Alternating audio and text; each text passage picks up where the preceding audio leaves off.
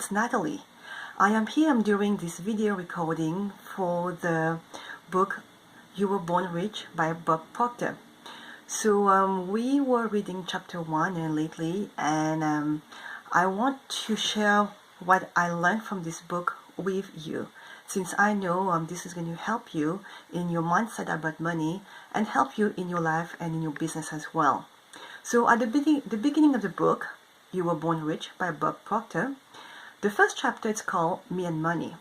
I am at the very beginning of the few chapters here, and this is what struck me. At the very beginning of the book, there was a meeting with the 8 of the world's wealthiest financiers in 1923. So these men, they control more money in the United States and government at the time.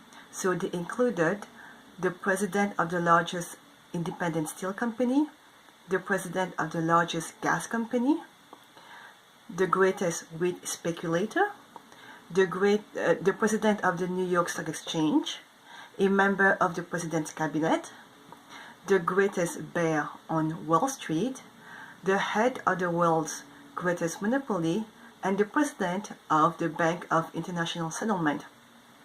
Now, as we go along in this chapter, you will see that all of these men, they died. 25 years later, they died, and their death is actually tragic. So some of them got a suicide, some of them was ill, and some of them went to prison, penitentiary. So it just tells you how even being rich doesn't make you happy. Now, this is what is in the book. It is these stories like this that one have had caused many well-meaning, but ignorant people might say, "See, I told you, it is not good to have a lot of money. It's bad." Or, "It just goes to show you that rich people really are not happy." But of course, that is just not true. For although these 8 men would appear to have slid off the track, there are many wealthy people who are very happy and who do a tremendous amount of good with their money. They live wealthy and well-balanced lives. Consider this.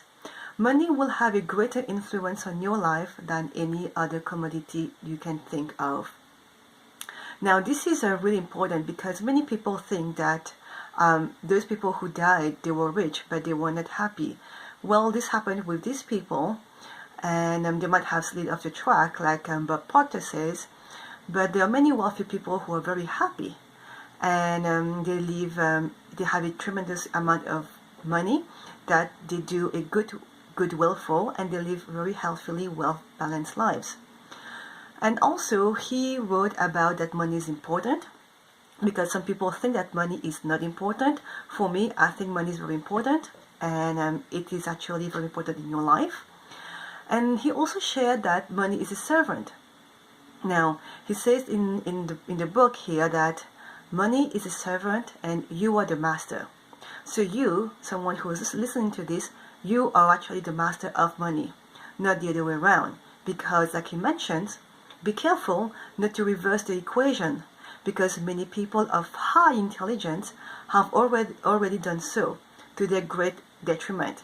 So these people who have reversed the equation are actually the servant of money, when it should actually be the other way around. And there is another myth which Bob Proctor mentions is this. The other myth many people like to accept about money is that it only comes as a result of good fortune. For instance, whenever people gather to talk about someone they know who has been financially successful, there is always someone among them who will say, "Harry was just lucky," or "Harry was in the right place at the right time."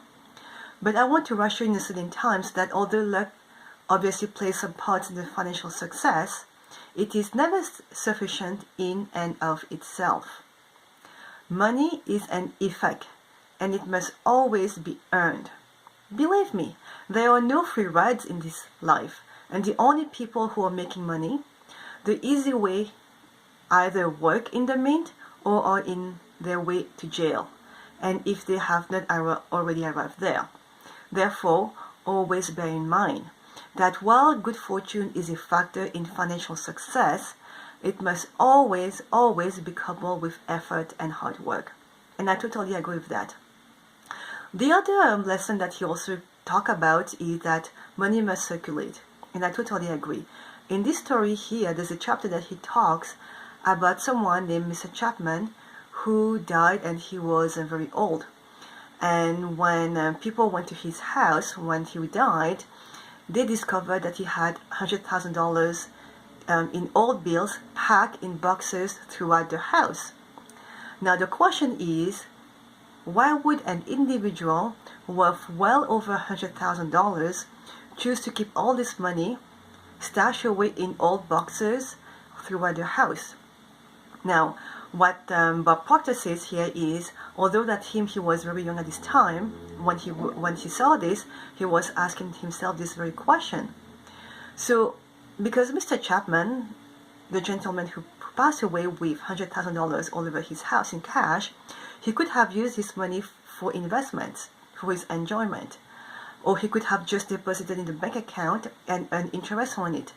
But instead, what he chose to do is to put it in a jar on the shelf, and he thereby rendered it absolutely useless. So that's what Bob Proctor says. He goes, "No, my friends, there isn't any doubt about it. Money is not meant to be hoarded. Rather, it is meant to be used, enjoyed, and circulated. So please, whatever you choose to do with your money, don't make the same mistake that poor Mr. Old Chapman did. So the story here is, once you have money, invest it and let it circulate. Don't have money stay in your house doing nothing. Let it make you earn money." And this is what struck with me here. And the other thing too, he says that the fear that Mr. Chapman had was, he was fearing at one point that he was afraid that if he spent that money, he would actually become poorer. And if he has lost that money, he would be poor. And hence, he would be forced to live like a pauper. The irony was actually that because he was in his fear, he lived like in a pauper anyways, because Mr. Chapman lived in that fear. So the thing is, the thing that you fear about more will always visit you. So always break through that fear. That's what my understanding, and that's what I would like to read this book as. So, ladies and gentlemen, this is my thoughts so far about the book You Were Born Rich by Bob Proctor, Chapter 1, and I will let you know more about the book later on. Thank you so much for watching this, and let me know what you think about it. Thank you. Bye-bye.